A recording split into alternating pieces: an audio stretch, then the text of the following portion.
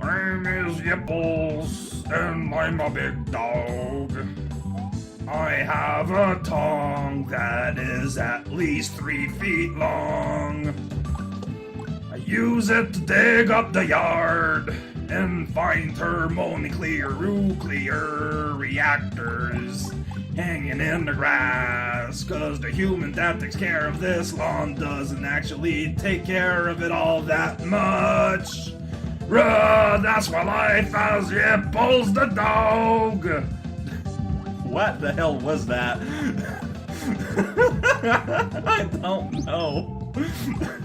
But I feel afraid. He yelled at me though on Skype. Really? Yeah, for using his face in the plot.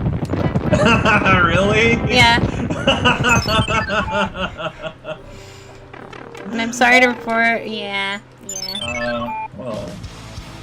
To be fair, like, all assets are properties of Horikawa Inc. Unless... Yeah. So sorry, y'all, but now your face belongs to Horikawa and can't do anything about it. I wouldn't mind it so much, but he has that beard. Yeah, well, it's yours, so you can change it. Oh, that's a fair point. It's shaven.